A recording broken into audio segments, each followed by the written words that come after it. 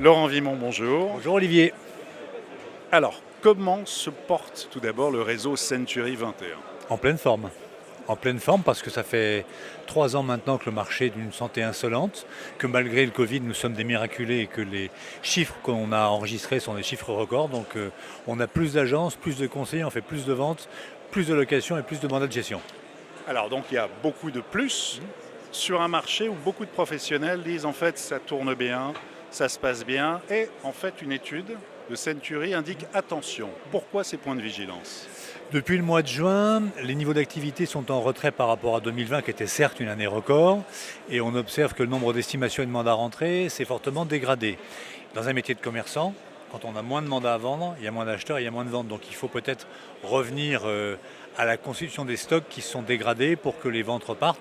J'ai l'impression que le marché corrige une partie de ces excès, les prix ont beaucoup monté en plus, donc on a une petite pause qui est salutaire pour tout le monde, les prix sont stabilisés et puis le marché redémarrera. Bon, pour l'instant, il n'y a pas de retournement de tendance, c'est une légère baisse, un ralentissement un tout petit peu que vous sentez de l'activité, en tout cas sur le Oui. réseau Century. Ça, vous le sentez, vous anticipez, vous dites vraiment attention et ça pourrait avoir des effets d'ici 3-4 mois. C'est En ça, fait, depuis 30 ans que je fais ce métier, j'ai observé qu'il y avait une espèce de valse à 3 temps.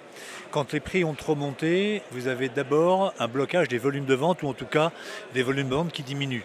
Quand les volumes de vente baissent, les vendeurs baissent leur prix, et quand ils baissent leur prix, les ventes repartent. Donc on est en ce moment dans une phase de correction.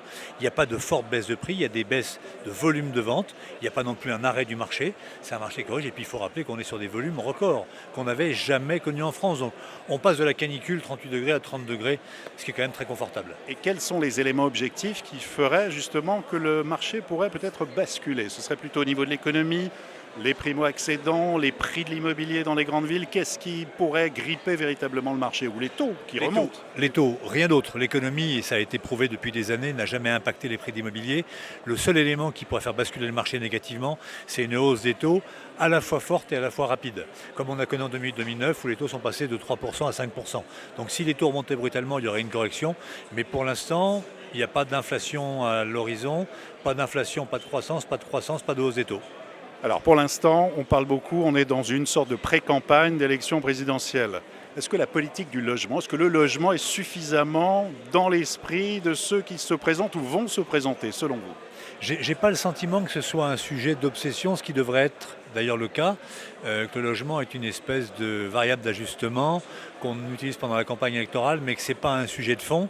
On en voit les conséquences, il manque entre 800 000 et 1 million de logements en France, les gens sont mal logés et il faut peut-être repenser les choses différemment. On portera à notre niveau différentes propositions et au président en place et à d'autres candidats à la présidentielle quand ils seront figés. Maintenant, entre ce qu'on apporte et ce qu'ils vont entendre, il y a toujours une différence. Alors, je vais vous faire quand même réagir sur ce qu'a dit la ministre du Logement, Emmanuelle Wargon, qui a parlé de non-sens écologique, économique et social en ce qui concerne la maison individuelle, qui reste quand même un rêve pour beaucoup de Français. Qu'est-ce que vous en pensez? Je l'ai eu au téléphone, j'en ai parlé avec elle et c'est maladroit, point. Je pense qu'on n'a pas besoin de débattre sans s'étendre du sujet. Elle s'est expliquée et elle a expliqué sorti de son contexte, que je crois, elle ne remet pas en cause le sujet. Donc je ne veux pas polémiquer sur le sujet, c'est un propos maladroit sorti d'un contexte. Très bien. Alors ici, on est à Rent, salon immobilier nouvelles technologies. Quelle est l'importance du digital chez Century 21 et comment ça va se développer? Mais il y a 10 ans, moi j'ai vu disparaître Kodak.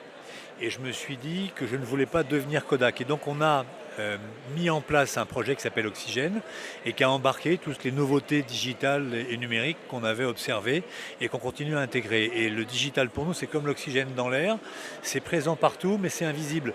C'est pas un truc avec un silo, avec une équipe digitale. Donc en permanence, on pioche des nouveaux outils, on intègre des choses, on teste, on se trompe et on recommence.